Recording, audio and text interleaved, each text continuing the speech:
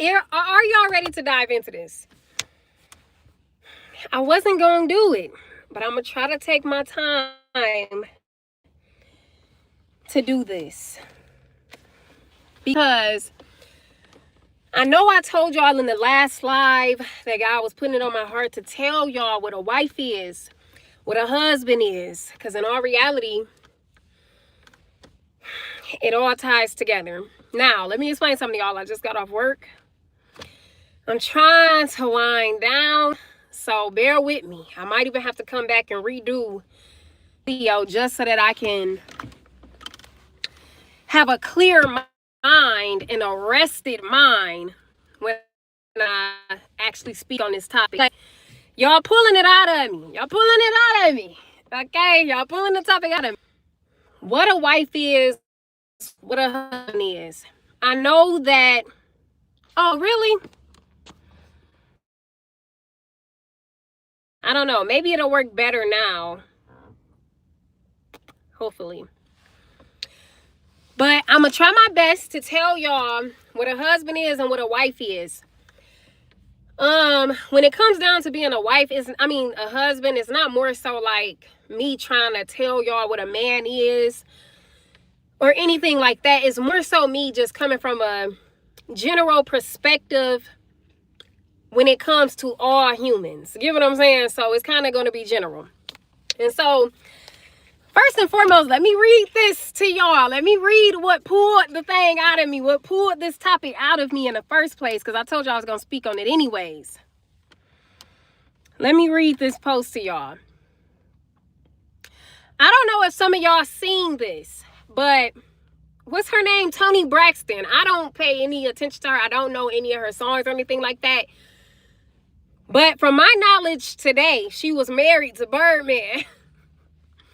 So, just using her as an example, it says that Toni Braxton recently opened up in tears about why her marriage to Birdman ended just 2 weeks after their wedding. The legendary singer said she didn't leave for money. She left because she truly believed Birdman was too good for her. Let me tell y'all something. Toni Braxton is saying that, and that's not the end of the post. I'm going to probably just be speaking as I read this to y'all, but she said that Birdman was too good for her. One, it's not that Birdman was too good. She really didn't want to, and either she didn't want to or she didn't take the time to evaluate who she was. So what she didn't realize was that he wasn't even good to her, which is why it took 16 years for him to marry her. So when she say he was too good,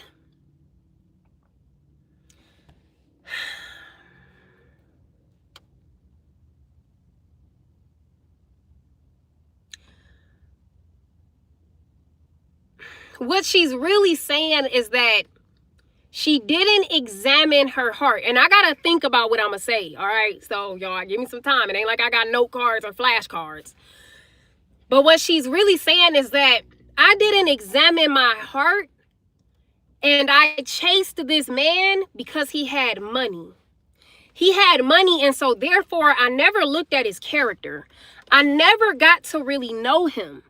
I just looked at him and said, this man has money, and all the flunkies, which is his friends, around him who also look up to him because he has money, made me, as a shallow woman, believe that he was somebody. So what I did was I chased him down no matter what he did. I stayed as long as I had to stay. And what she did was she waited good and long so that it would appear that she was the one because she was the last one willing and standing around. You get what I'm saying? And the only reason why I'm explaining this is because it happens all the time. And what people end up doing is they never find themselves. They never experience real love, the man or the woman. never experienced real love because both of them settled for something that God never was a part of. Why was he never a part of this? I can tell y'all, seriously, I know for a fact he was never a part of it for the simple fact that she got chosen because of how long she was around, and then that will end up making and kind of tricking men into believing like, oh, this must be a God doing. If the man even believes in God, he may end up just saying like, oh, this must be the one since she's the last one standing. But really what Satan did was planted the both of them in each other's lives so that they suck up their lifespan. And the importance of this is because God can call you to a thing. I'm going to just use Birdman as an example. He could have called Birdman to be a lot more in life. But because Birdman was sucked up by multiple different women who also never knew themselves, because it takes God for you to gain your identity. I've been explaining this probably for the past 2 weeks now. It takes God for anybody to get their identity. And if you don't go to God, you try to find your identity through validation. So that's what this woman did. She was, not to be mean, I am not trying to be mean, y'all, but she was the weakest woman. So she stayed the longest. All the other women might have been weak too. Some of them might have been strong, but she was the weakest one. So what they both did was they were able to come together and steal each other's destiny. And what did it do? It failed. And who did it fail? Both parties. This is what I be trying to explain. This is why I'm saying it's not even just about the woman. It's not just about her not knowing herself. Men gotta know they self too, because what did she do? She left him 2 weeks after the marriage. Why did he choose that type of woman? Because he don't know himself. That's why I said they're both the same. He didn't have any identity either. So what he did was he rambled through different women who also didn't know themselves, and the woman who knew herself the least, he chose. And as soon as she got her validation through the ring, through the marriage, through the pictures, through the children, she left him.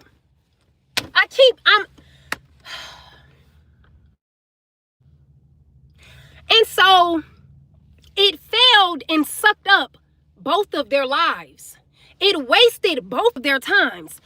And you know what it did too? It kept both of them against God as long as they could. That's all Satan did. This is why when me and my ex-fiance ended, my ex-fiance, a great person, okay? So it's not about me saying anything bad about him. But this is why I was able to get on here and explain to y'all that I know what a demonic relationship look like. I know what it comes to do. This isn't my first time saying that Satan will plant people in your life, even if they believe in God. He will use their desperation. He will use that they never actually knew God. Let me tell you how I know this. Because even in the word of God, it was a man who tried to cast out a demon. He tried to have control over a demon, and that demon said to that man, I know Peter, I know Paul, but who are you? Okay? Demons, oh my God, this is almost comedy because it's not comedy. It's almost like sad comedy because it's like a joke to me, because it's like, it makes perfect sense to me, but it's almost like it's so confusing to people, and I understand, but it kind of like is just a joke in my spirit, because it's like, how don't they see what's happening? But at the same time, I know why they don't see what's happening. But at the same time, it's like, why don't they see it? But anywho, Satan will literally plant people in your life to steal your life, because for one, tomorrow is not promised. People grow weary. Do you get what I'm saying? Okay, so either way it goes, I don't know what they talking about. But either way it goes, people end up growing weary. They end up growing desperate. And it's not to say that you can't desire marriage. It's not to say that you even having a urge, it's just against humanity. Like, no, we're human beings. You can have a desire. You can have a natural humane urge. Like, that's normal. But let me tell you what's not normal. Let me tell you a few things on how to pinpoint marriage material. And the reason why I say this, Ashley, she said, I learned this, okay? You've been doing the work, baby. Let me tell you. You've been doing it. Girl, come on now. Mess around and be my best friend if you want to. Mess around. But look, no. Seriously, y'all. Let me tell y'all a few key pointers on what is marriage material. First and foremost, a child of God is marriage material. And the reason why I say that is because whether it's a man or a woman, if you are a child of God, you have learned to honor God, to respect God, and to value the Lord. If you honor and respect the Lord and value him, hold on, y'all, because there's a way that I want to word this.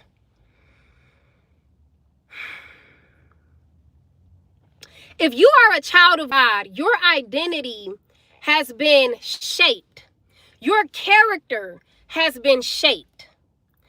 And so, if it's been shaped, then therefore you have learned to trust the Lord, because he's going to prune and shape your character to where you will now walk in faith.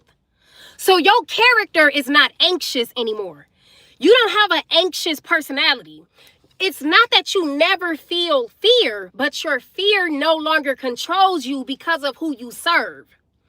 That is just a general characteristic of becoming a man or a woman or a child of God in general, right?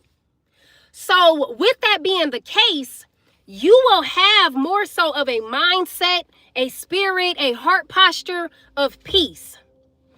That one characteristic is how two children of God, male and female, can now coexist to where it's sustainable. And the reason why I say sustainable is because it's not going to be perfect, but both of them will have that foundation, which is both based on the Lord. And so now, because the Lord is unshakable, unbreakable, that's why he say that what he joins together, no man can separate. That's why. So if two people become the child of God, they're marriage material. And this is the thing, though, is not just believing in God, because believing in God does not make you a child of God. The key word is child. Because if you are a child of the Lord, you are dictated and led by God. And if you, hold on, y'all. If you are led by the Lord and you're leaning on his wisdom, you're trustworthy. You're trustworthy. That is what makes you trustworthy. You get what I'm saying? So just put two and two together. If a man is leaning on the wisdom and the guidance of the Lord, and now he is a trustworthy and faithful servant, and a woman is doing the same, when she submits to a man who has also learned submission, because he had to learn how to submit to God in his single season, they both were pruned to have the same character, which is submitting. Do you get what I'm saying? He submitted to God. She submitted to God in their single season. Her single season, when she submitted to God, trusted her. It taught her what submission looks like and felt like. She knew how to, okay, God, I can't see you, but I'm still following. Okay, God, I don't know what you're doing, but I'm staying faithful. What is she going to do when she get a husband? She's going to say, he's not perfect. I don't know exactly what it is you've told my husband to do, but I trust you, God, with my husband, and therefore I can submit to him. If he learns how to submit to the Lord, then guess what? He's not going to be in a panic either. He's going to even know how to hear, like, oh, okay, God, that's you speaking. Even though you're speaking through my wife, you're still speaking. So now what are they doing? They're actually both just still listening to God. God is the foundation. You get what I'm saying? So, anywho, it was something else I wanted to speak to y'all about when it came down to this. Oh, the characteristics, right? Sorry, y'all, that's Facebook. But it was something else that I wanted to, the characteristics though. One thing that I noticed about myself, just to use me as an example so that I ain't got to point nobody else out, is not being family oriented. And I know y'all been hearing me talk about being family oriented for like 2 or 3 months now, but that's because becoming family oriented is like God's proof that he's taught that man or that woman how to be selfless, how to serve, and how to genuinely love. Because when people are not family oriented, they are usually selfish. And if they do for people, it's for self-centered reasons.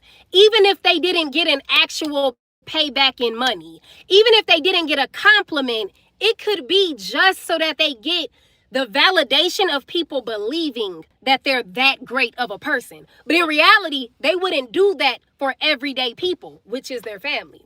This is why I said that being family oriented, being a true servant or a true child of God, when God say that the church start at home, that's because if you can't change for the people that's not about to give you kudos, your heart not really changed for real. You're not humble for real. You get what I'm saying? So anyways, not being family oriented is a big sign that that person might not be marriage material. Me personally, I don't want to marry anybody who thinks that it's just finna be me and them. Don't get me wrong. I know that you're supposed to value your wife and put your wife before your wife come first and your husband come first. I understand that. But my thing is, the fruit don't just stop in the household if you're truly a fruitful and a servant. You get what I'm saying?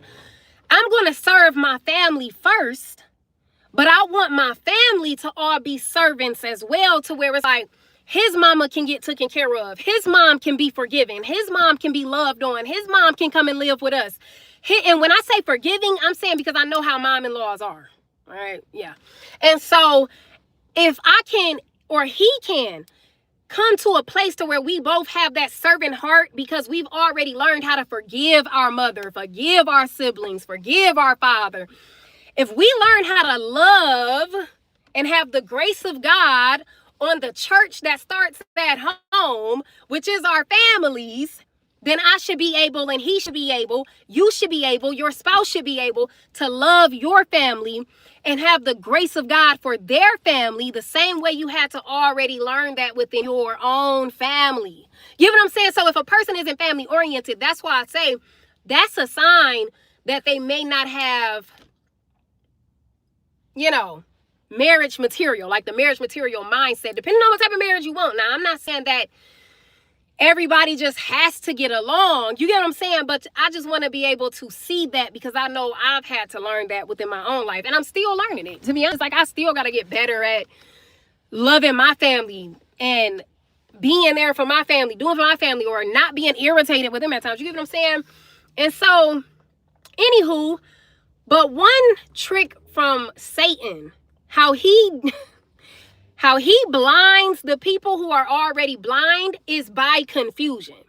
So what he'll do is he'll have people confused and thinking that they're with a family-oriented person, because what he does is he tells the person or the people, the two people that he's using truly against each other, when he's using these two people against each other, what he'll do is say, you're supposed to stay through it all. And when I say stay through it all, let's like use Rashida for an example. Because this is the only person that I know is kind of, I guess, a celebrity, you could say, that always says this. She always say like, oh, but we married, or this is my husband, and blah, blah, blah, blah, right? But in our reality, Rashida, in my opinion, is not a wife. Kirk is not a husband. You get what I'm saying? They got a ring and they got the wedding papers, but Rashida is not a wife, and neither is Kirk. And let me tell y'all why. Rashida says, and this is really the confusion from the enemy, because Rashida will say, I'm staying for my kids, or we're married and we've been married for X amount of years, or whatever it is she always be saying.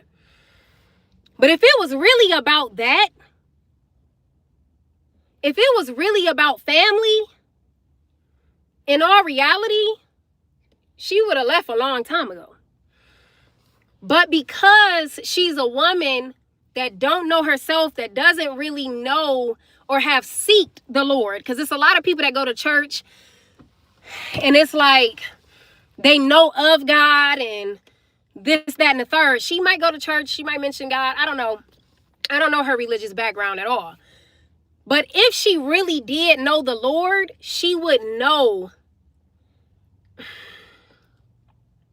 She would have noticed by now that she isn't staying for her children. She isn't staying because of anything other than she don't want to give up the image of having a ring and the image of having a husband. That's what it's all about. That's why every time she says anything about staying, it's always going to go back to, I'm not leaving Kirk. Y'all remember when she made that song and she said something like, I'm not leaving Kirk, or something like that. Whole thing is, Kirk is her image. That's all. That's it. That's all. Kirk is her image. So she believes that she has a point to prove to the world that she's a married woman. And honestly, that is a chamber for a lot of women. And I be really feeling bad because it's freedom in the identity that only Christ can give you. And when you don't have that identity, you end up how she is and how he is. You get what I'm saying? Like, with, I don't like making these type of messages because I feel like I gotta speak like down on each party's character, and I really don't want to do that. But you'll end up how she is and how he is. She is in the chamber of her point to prove that her marriage worked. Her point to prove that she has a husband. Man, y'all remember when she used to say that to K. Michelle? I just thought about this. Y'all remember when she used to say that to K. Michelle? I do not watch that show at all, but I've seen little clips on the internet. And I remember she said something to K. Michelle, and she said, I got a husband, something that you wish you had. That is what K. Michelle probably won't. I don't know. Y'all know I don't know these people. But the foundation of her arguments prove that it's not about anybody's character. Nobody knows themselves. It always comes back down to the image that they feel like validates them. So either way it goes, though, and even with Kirk too, I know, man, I hate to say this, but listen, I know what type of man Kirk is by the type of woman he's married to. If you married to somebody that don't have their own identity, who literally identifies themselves through the material thing of having a ring or a signed paper or taking pictures, but then they have literally just been, and it's not to say that marriage don't go through things, because there's people on here that's probably married and this, that, and third. I don't know. You go to the Lord about that. But what I'm speaking about is the identity and the importance of knowing your identity, because it takes work in God to know your identity. So if a person don't know that, I already understand how lost the entire circumstance is going to be, how draining the entire circumstance is going to be. I mean, think of people I'm using as an example. Look how draining their marriage has been. Rashida and Kirk just off the bail, two people that don't have their identity, who use each other for validation because they never seeked ye first the Lord. The only person that could have even given them the fulfillment so that they can come together and actually have the peace that only God can give you.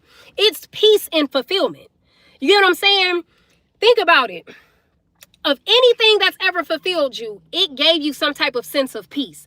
So when God gives you your identity, the thing that only he can give you, which is really a miraculous thing, which is why it's hard to explain. And I'll always end up saying you have to know yourself. But I already know that me saying that you got to know yourself is actually something that you don't even know how to do. You don't really know how to know yourself. When people be like, I've been getting to know myself, I've been going through self-love, they think that self-love is rolling through all the trauma that they've ever been through. And they be like, oh, I went through this, I went through that, blah, blah, blah, blah, blah. I've already examined myself. I know myself. That's actually not what I'm talking about. When you go through that rolling of all the trauma you've been through, the most you might do is pinpoint characteristics and flaws within yourself that you can do better at. But your identity, your fulfillment, let me think of I don't know, what's the best word I can do to explain it? Yeah, fulfillment. Because when I say identity, I'm actually saying fulfillment. That's really, so when I say identity, put an equal sign right there and then put fulfillment after that equal sign, because your identity is a fulfillment that only Christ gives you. It is literally a fulfillment within yourself that Christ will give you.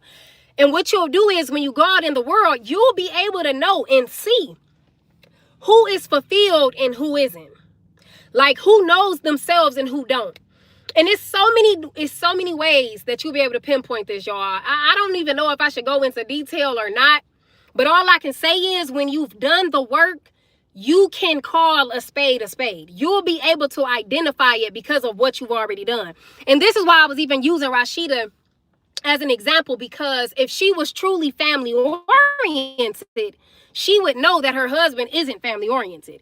And because of the work that she put in, if she was actually family oriented, the work that she would have actually had to put in to become family oriented, which is a true servant, which is truly forgiven, which is a servant to God before she is to anything else in our reality, which is being held accountable. You get what I'm saying? Like when you going out in the world, when you a servant of God, you are accountable under you just understanding that God sees you, that God is aware of your actions. That's really all it is. So either way it goes, if she really moved like that and went through that true pruning, she would know my husband is nothing like that. And that's how I know that she never went through that work.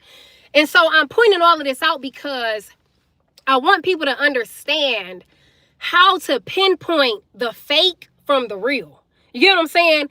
Because when it's real, they're going to be able to do what I just said. Point out like, oh, no, that's not a family-oriented person. I can tell because this, that, and the third. Okay, I'm like half explaining because I don't feel like explaining them all. But look, y'all, I'm going to finish reading this little post that she made. So she said, people think I filed for divorce to get 80 million, but that's not true. I cry when I see that. Tony said emotionally. She explained that she and Birdman had been together for 16 years before marrying, sharing a deep bond. Ooh, hold on, y'all. She said, sharing a deep bond built on love, loyalty, and friendship.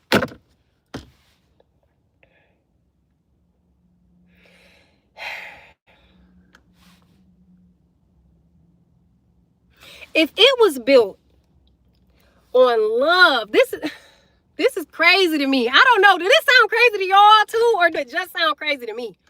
Because she said it was built on love, loyalty, and friendship.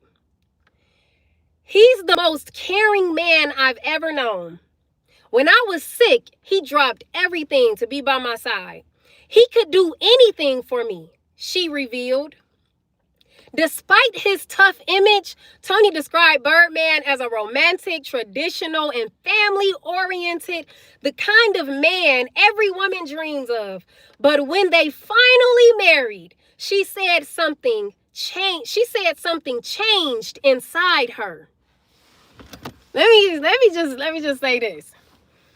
If it was built on love, loyalty, and friendship, How did that all just stop 2 weeks after they got married? You get what I'm saying? How did that all just no longer exist 2 weeks after they got married? You wanna know why? Because this is what people on YouTube anyways, this is what they call a counterfeit. That's what they call a counterfeit. But really what it is, it's just two people who do not know the Lord. So what they do is they mistake the time period that they've known each other as love. They mistake all the battles and whatever it is they done went through as loyalty. Ooh, God speaking, y'all, because I wasn't even about to say that. It just flew out. I'm not joking. It literally just came out. I didn't even know what I was about to say next.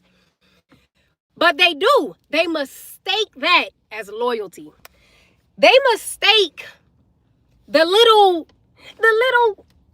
light of the relationship be this big. How do I know? Because I did it already. The light of the relationship, it be that big. It don't be no light in the relationship. And what do? They call that part the friendship.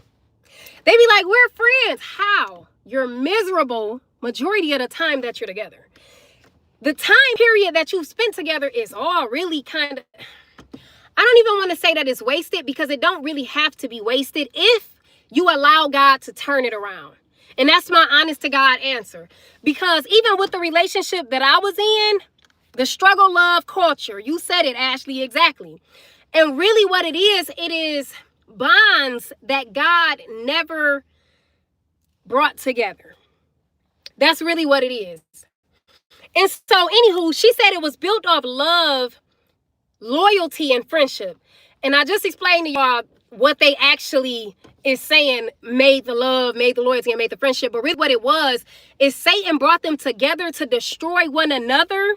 But because he literally is like the author of confusion, he actually really is like an author of confusion. What he do is, because he knows that you don't know the Lord, he knows that you don't know what true peace feels like. He knows that you don't know what fulfillment feels like. He knows that you don't know yourself and that you're validating yourself through time, through battles, and calling it loyalty, through that little bit of light that's really giving you false hope and calling it friendship. He knows that that's what you're doing and the reason why you're doing it. And listen, he knows the reason why you do that. He knows you do that because he knows Peter, but he don't know you. Do you get what I'm saying? You got to go through this whole message. He knows that you don't really know God.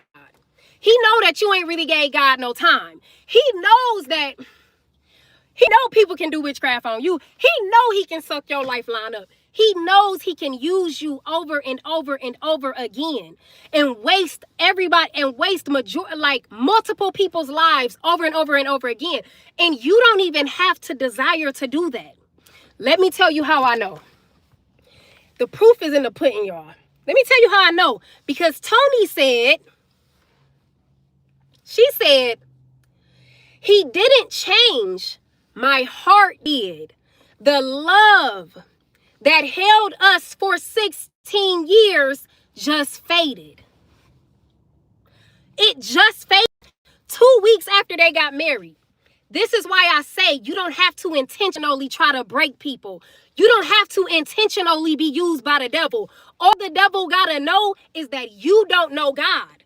That's all he got to do. I keep trying to explain this, y'all, and I'm sorry, but it's facts. I did this.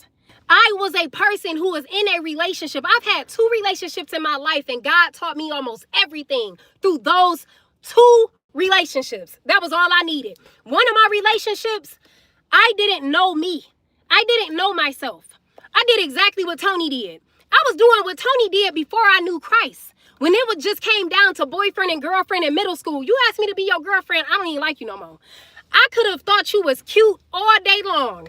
As soon as I could take you all the way back to 4th grade. This is how I know. 4th grade. It was a boy named Gianni. Cute as a button. Honestly, a handsome guy to this day. I liked him all the way up until he said, "None of you want to be my girlfriend." Now I don't like you no more. You want to know why? Because I was just like Tony Braxton, whatever her name is. I almost said whatever. I don't even know what I'm about to say. But I was just like her. And men are the same way. You get what I'm saying? Y'all be the same way. Anybody who don't have their identity does not have fulfillment. So if you don't have fulfillment, Satan is going to literally plant unintentional distractions, whether they mean it or not. It doesn't matter, because the job gets done. They waste your life. You become nothing. You live with regret. And listen, I'm not saying that you're not going to have money. But what I'm saying by become nothing is you never get the fulfillment that you could have had, because fulfillment is the only thing that makes you feel like somebody. God is the only one that can give you the fulfillment. This is why I keep trying to wrap this story around full circle. I hope it's making sense. But either way it goes, you got to watch who you allow in your life, and you have to do the work. You can't escape the work. Listen, y'all, I used to try to shortcut too. Listen, when I was in my relationship, the one that was sour, it was sour because I didn't have identity, and I was thinking the same thing as Tony Braxton. Oh, I'm gonna get this fulfillment after I get married, and then after I marry this man, I'm not even gonna like him. I used to do that all the time. I really legitimately used to do that all the time. And let me tell y'all something. Ooh-wee. That is a trick from the enemy. That is Satan. He is using women. He's also using men, the men who can never settle down. Women battle with that too. They can never settle down. You want to know? I already told y'all why. Because you don't have true fulfillment. You don't have identity within yourself. God is going to make you come to him. And if you don't, y'all both gonna suffer. You want to know why? Because as a woman, or not even woman, as a little girl who did the same thing Tony Braxton was doing at her big age, I never could be fulfilled. I never could be happy. I never could be satisfied. You want to know why? Because that is the lack of fulfillment. And I keep telling y'all, fulfillment is something only God can give you, because he holds your identity. How do we know this? Because God say that I knew you. He knew you. You specifically before he even began to knit you in your mother's womb. That is a scripture. He said, I knew you before I knitted you in your mother's womb, meaning that he knew you before he even began to create you. So if you say, I'm going to run from God, and I'm going to find a woman to fulfill me through sex, through favors, through cooking, if you think that you're going to do that, you will never be fulfilled. You are going to be miserable in your relationship. Why? Because she or he do not hold the key to who you are. God does. So when he say that I knitted you and I knew you before I knitted you, he's saying you got to come to him. There's no way around it. And when you still have a childlike mind, you think that you're going to shortcut, but God is so much wiser and will always be so much wiser than us that he makes love full circle. Love lands within God. You don't experience love outside of God, because in order to know love, you actually have to become it. And the only way you become it is through the pruning season, when you are giving God your time.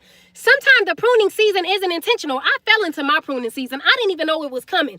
But God, it was like he stripped me and then he gave me peace. You get what I'm saying? He stripped me of the things I thought I needed, and he threw the peace on me and was like, be at peace with losing it all. And then once he just so happened to gracefully, and when I say gracefully, I'm saying because I don't deserve to actually experience the fulfillment that I know everybody wants to feel. I don't feel like I'm special enough for him to have just been like, I'm going to strip you and give you peace. Because he could have let me live in the torment of being stripped. But for some odd reason, he was like, I'm going to give you the peace of losing it all because I want to show you something. And when he showed me, then I was able to get my identity. I didn't know that I was going to have identity. I didn't know that identity was the fulfillment to all humanity. I didn't know that you don't experience it. You don't experience love without seeking God. I ain't know none of that. And this is why I be trying to explain to everybody, for the simple fact, I don't feel like I was special at all. I feel like I was graced. You get what I'm saying? Graced for him to strip me and give me peace of the stripping. So now it's like, okay, let me tell y'all that if you want to stop running on a hamster wheel, if you want to actually start to progress and actually have, it's not an everlasting peace. So don't get it confused. It's not a peace that just never fades, because we are still humans having a sinful experience. And so therefore, having a little ruffling of our feathers is a part of the program, because we are in sin. So don't get it confused. But what I'm saying is, to have a foundation that is unshakable even through the trials that you don't understand comes from you seeking the Lord and him giving you identity. Because listen, it's almost as if the identity that God gives you,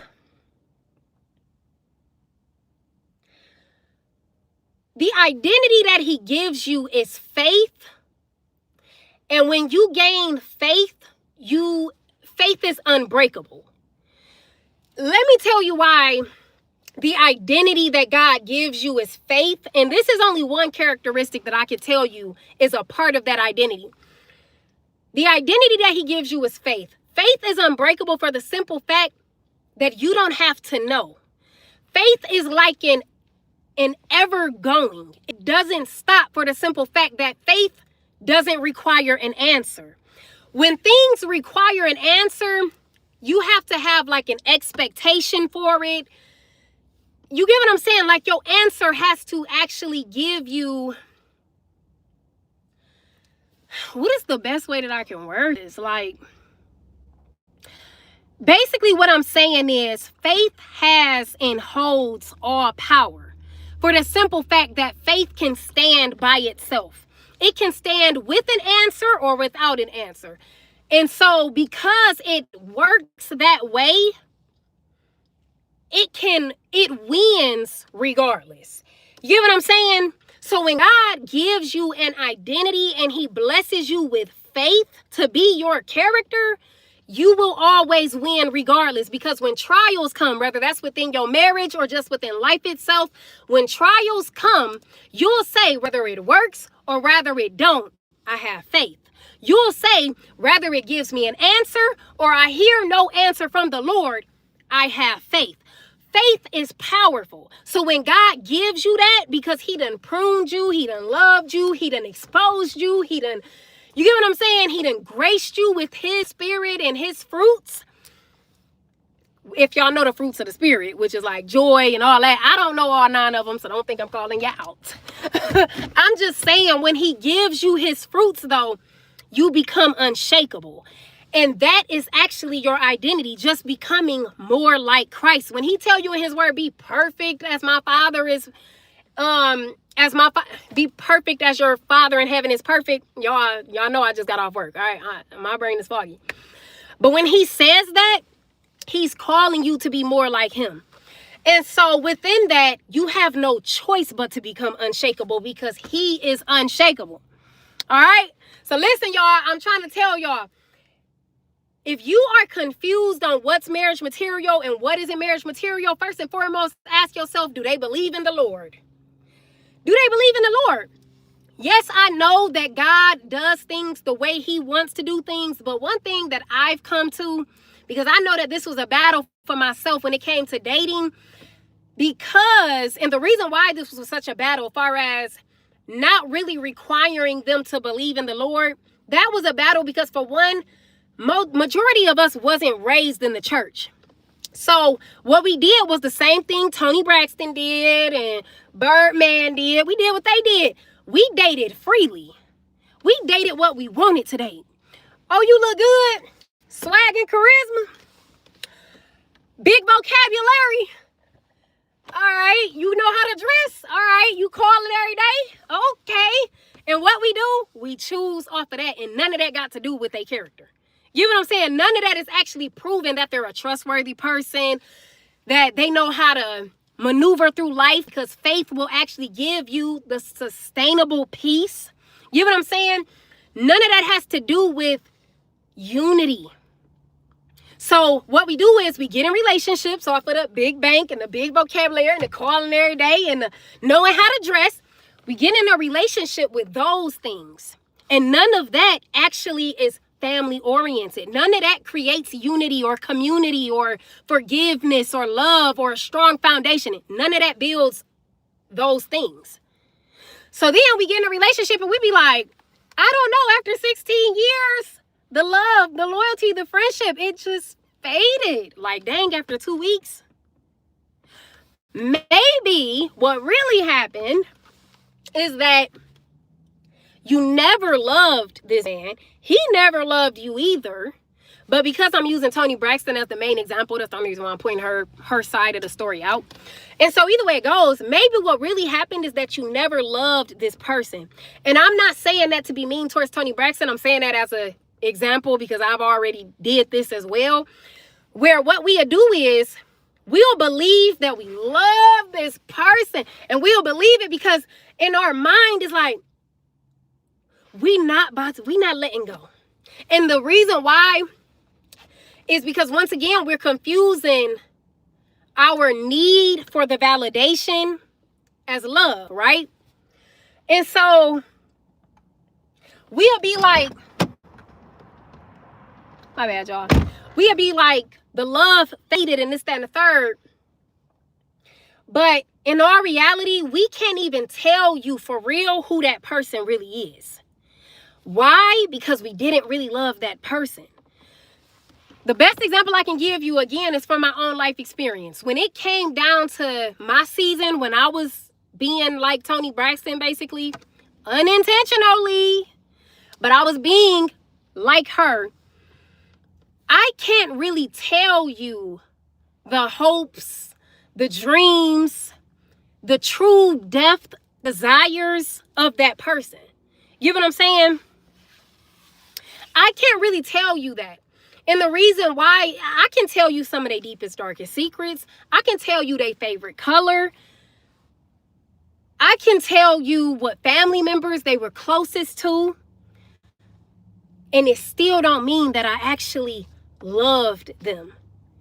It does not mean that I actually loved them. You get what I'm saying? And how I know this is because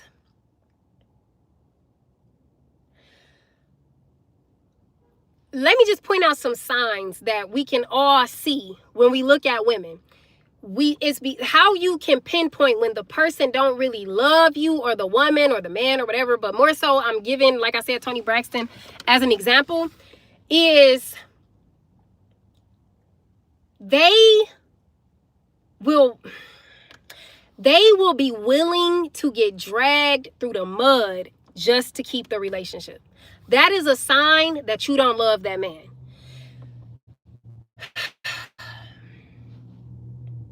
The reason why is because a hiccup and being completely broken down and destroyed just for the relationship is like two different things. When you willing to be broken down, destroyed, but you still sticking around for that man, you don't love that man. And I know you think you do. I know women be thinking that they do. I know that. And the thing is this, though. When you know what love really is, you're going to be able to pinpoint when a person loves you. When you know what love really is, you'll be able to pinpoint when somebody actually loves you and when they don't. You get what I'm saying? You'll be able to pinpoint love in general. And I'm not saying that love don't raise its voice sometime during relationships. I'm not saying that love is just going to be perfect, because if that was the case, God wouldn't have said that love is long suffering. But see, what people do is when they are outside of the Lord and they are lacking identity and they are idolizing whatever it is, the image, the ring, whatever it is, they only go through all of that because of the fight that they are trying to win. They are trying to win the fight within themselves. As women, we usually do this. And the fight that we are trying to win is getting that man to give us this validation. Listen, Toni Braxton was with Birdman, right? Birdman is, like I said, he was a man who got money. He more than likely had a lot of losers, flunkies around him who was making less money than him. So they were more than likely the store runners in Toni Braxton's eyes. So when she stuck around for 16 years, she didn't love him. She idled the idea of the image she could give him, which is, ooh, I'm young and I'm fine, and my man got money, and I'm married to the man who sends y'all to the store. So she never really even knew him for real. And the reason why I say that is because even when I look back on my season, when I was like her, I really still to this day can't say that I knew those people. And no, it's not about being a gold digger. I ain't never been a gold digger, okay? Whatever a man think he can do for me, God can do it 88,000 times. You hear me? So I'm not gold digger. The heart posture was the same. So that's the only reason why I'm even comparing me to her, okay? Which is lacking identity. And so when I was in that season, even to this day, I can say I don't feel like I know them. Even if they gave me what it was, I subconsciously was looking for. And that's why Toni Braxton didn't understand why the love, quote unquote, just faded. Because in all reality, I've been saying this whole live, y'all already know, it was never love. It was never loyalty. Her loyalty was really her desperation. Her love was really her idolization of the image of I Got Birdman, the one who back in the day, he over Lil Wayne, he was over whoever, all them other artists. She like, I got the top dog, basically. And so she felt like that would validate her in front of everybody else. And that's all it really was. It was never loyalty. It was desperation. It was never love. It was idolization. It was never friendship. It was compromise. Okay, clock it. It was never friendship. It was compromising. That's it.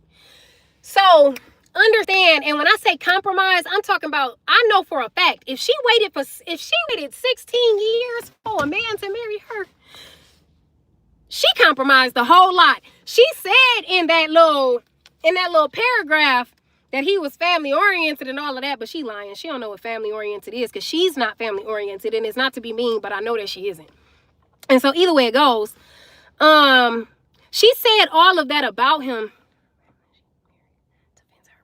I don't know who I really don't even know who like any of them is, to be honest. But you said that Tamar Braxton was married to Vince Herbert. And yeah, y'all, this is literally what the devil do. He literally wants to, because y'all know he mirrors God. He wants to be like God. That was why he got kicked out of heaven. He didn't know how to humble himself and be the server to the one who wants to give him everything anyways. So what he did was finessed himself out of his spot in heaven, got himself kicked out, and now what it is that he is bringing marriages together, but for the opposite direction. So God will bring two people together. They'll work in the kingdom, whatever. They'll work for God. They'll know God. They'll be exercising the fruits of the Lord. And when he bring two people together, when Satan bring two people together, because he's trying to be like God, what he do is he break down. He exercises the fruit of his spirit, which is anxiety, which is being impatient, which is being desperate, because he doesn't have the fruits of the spirit. So what he do is he exercises his fruits within the two parties. And what do? They destroy each other all the way up until the end. And that's what Toni Braxton did. That's why she ended the marriage after 2 weeks, because it was never it was never love. It was lust. It was lust. And so hence why, even for some of y'all, I know a lot of y'all done probably experienced it too. Like being with a person before you actually came into who it was God created you to be, and this, that, and the third. I'm sure it was people that y'all came across and y'all was like, I do not know. It was like I liked him or I liked her, but now I just don't. Get what I'm saying? That's what Toni Braxton's experienced. It took her 16 years to come to the realization that I just don't. That's basically what her answer was. I don't know. It was like after we got married, 2 weeks after, it just faded. So you mean 2 weeks later, you just don't? All of us have already experienced it. To with the moment we just didn't. You know what I'm saying? And the reason why is because exactly what Lisa said. It was lust. It wasn't love. And you don't have to sleep with a person to lust after them. Lust is in your heart. That's why it starts in your heart. So don't think like, oh, don't think that somebody called. But yeah, so just be mindful of somebody called. But yeah, so just be mindful of all those things. You know, don't be deceived by the enemy. If you just notice that you've never gotten to take that time, or the person has never gotten to take that time to really find their identity and this, that, and the third, you know, just be mindful of that. I'm not trying to tell y'all to like overly examine people and judge them and this, that, and the third. Trust me, when you become a wife or a husband, you're going to know. You're going to know. And this right here about to be a little bit of heat right now that I'm about to tell y'all. If I can remember, because I keep losing my train of thought. But when you become a husband, you are going to know. And the reason why I say that is because when you truly become a child of God, you become trustworthy in the sight of the Lord.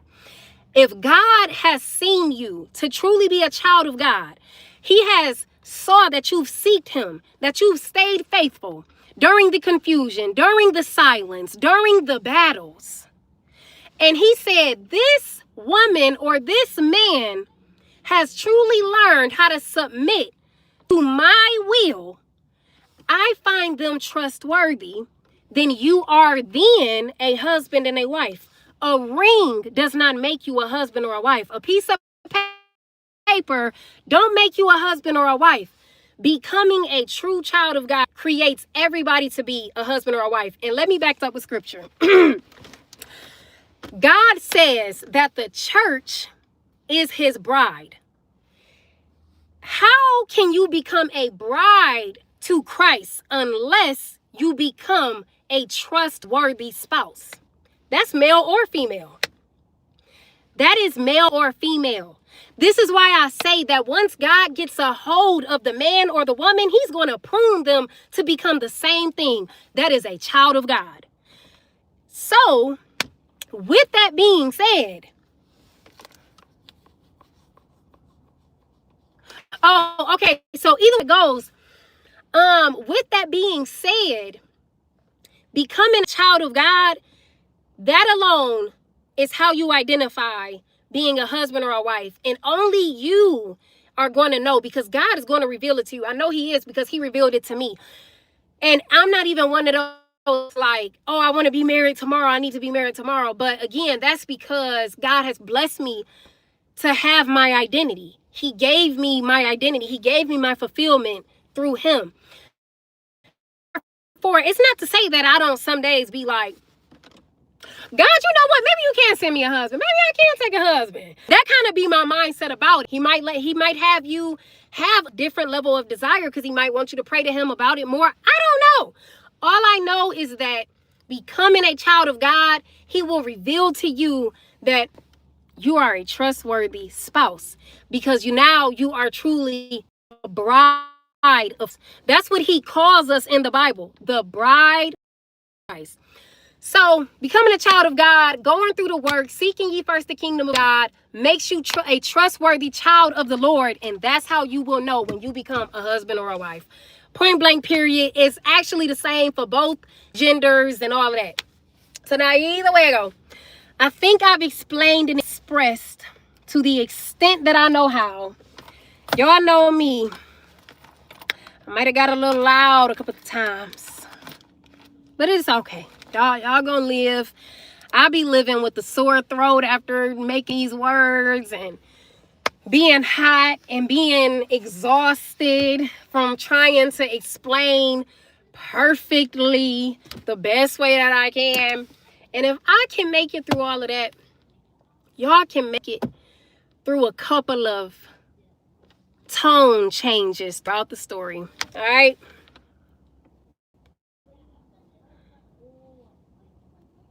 And so, yep. And that's fine too. If you are happy with the Lord and this, that, and the third, and I'm not saying, this is the last thing I'm going to say before I go too, though, y'all, is I'm not saying that you have to become this person that's just like against marriage. Like marriage, I don't know, like marriage is awesome and singleness is awesome. I find them both really equivalently awesome for real, because when you single, man, you get to shuck and drive. Like you get to move and maneuver as quickly as you can when you want to. And it's not until God blesses you with the understanding of how great it is to serve and or to just become that person who is selfless. It's not until he blesses you with that understanding that you can actually see why it's great to be single. But then marriage does the same thing. It strengthens your servitude. It strengthens your empathy. It strengthens your grace. So both parties literally are just equivalently great depending on what you value out of the two walks of life. But either way it goes though, so I'm not saying that you got to be against marriage or nothing like that. Absolutely not. You do what it is God called you to be. If he places you in a marriage, you step into that marriage and you be the best that you can be for that marriage, and you answer to God when it comes to that marriage. Don't answer to people on YouTube when it comes to your marriage or none of that. What I'm pointing out right here is a worldly heart posture and the trickery of Satan and how he mirrors what God does, but he uses that mirror, confuses you with it because it's like a good thing, but it's destroying you all at the same time. So I'm just pointing out how he uses his tactics of mirroring God to destroy people's lives, to waste their time, and to steal their calling, their identity, their fulfillment, their peace. All of that. That's the whole point of this message. So don't ever get it confused. But anywho, I just got off work. My baby is waiting on me. And I'm finna go and get her because I misses her. So I'm gonna catch y'all in the next Mommy and Me God vlog video. Why do I always say that? Mommy and God video. Is these still Mommy and Me God vlog videos? I really don't know. She be here sometimes. So I guess so. But I would love to read y'all comments on this video, y'all. Drop y'all experiences, drop y'all input, because I can't read them because this word has been too long and I still got to get up in the morning. So I'm about to go in and get showered and relax for the rest of my 3 hours or so. So if it's anything that y'all wanted to say, put it in the comments so that I can answer to it and get back to it, because I can't read it tonight. But I love y'all. I'll catch y'all in the next video. Bye bye.